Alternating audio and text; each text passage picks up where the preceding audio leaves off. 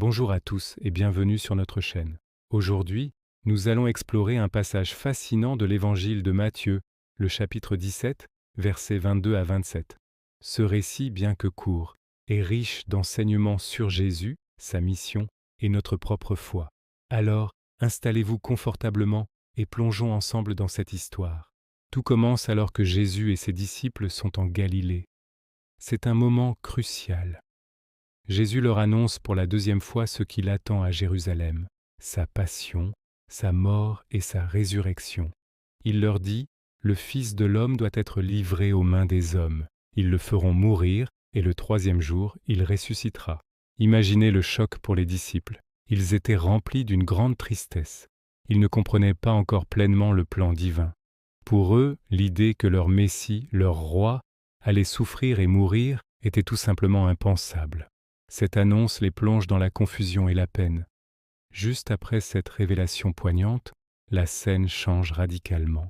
Ils arrivent à Capharnaüm, une ville familière pour eux. C'est là qu'une situation très pratique, presque banale, se présente.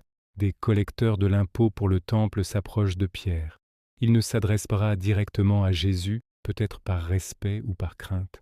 Ils demandent à Pierre, « Votre maître ne paie-t-il pas l'impôt des 2 drachmes ?» Cet impôt était une taxe annuelle que chaque homme juif de plus de 20 ans devait payer pour l'entretien du temple de Jérusalem. Pierre, sans doute un peu sur la défensive et voulant défendre l'honneur de son maître, répond immédiatement « Si, il le paie ». Il répond par réflexe, sans même consulter Jésus. Mais en rentrant à la maison, avant même que Pierre ait pu dire un mot, Jésus prend l'initiative. C'est un détail incroyable qui montre l'omniscience de Jésus. Il sait déjà tout ce qui s'est passé. Il pose alors une question à Pierre, une question qui va bien au-delà de la simple taxe. « Simon, qu'en penses-tu ? Les rois de la terre, de qui perçoivent-ils les taxes ou l'impôt ? De leurs fils ou des étrangers ?» La réponse de Pierre est logique, des étrangers. Et c'est là que Jésus révèle une vérité profonde sur sa propre identité. Il dit « Donc les fils sont libres ». Par ces mots, Jésus s'identifie comme le Fils de Dieu. Si le temple est la maison de son Père, alors lui, le Fils, ne devrait logiquement pas payer cet impôt. Il est le Seigneur du temple, pas son serviteur. C'est une affirmation de sa divinité, faite de manière subtile mais très claire pour Pierre. Mais ce qui suit est encore plus surprenant. Jésus continue.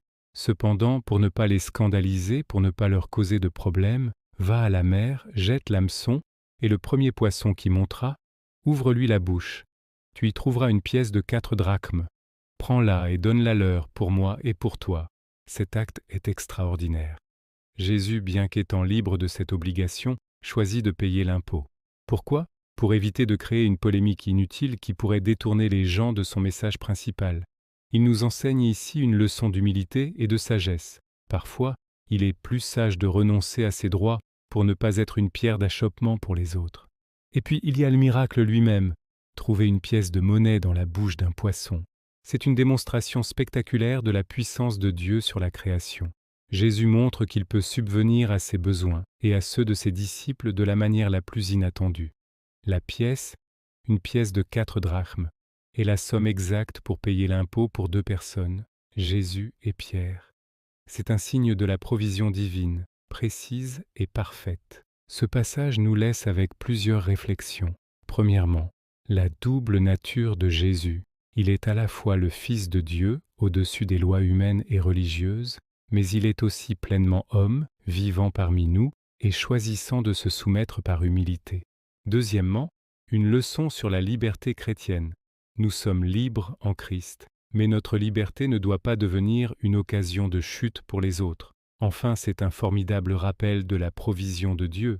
Même dans les situations les plus concrètes, comme payer une taxe, Dieu peut intervenir de manière miraculeuse. Voilà pour notre exploration de Matthieu 17. Une histoire riche qui nous montre un Jésus à la fois divin, humain, sage et puissant. J'espère que cette étude vous a éclairé et encouragé dans votre foi. N'hésitez pas à partager vos propres réflexions dans les commentaires ci-dessous.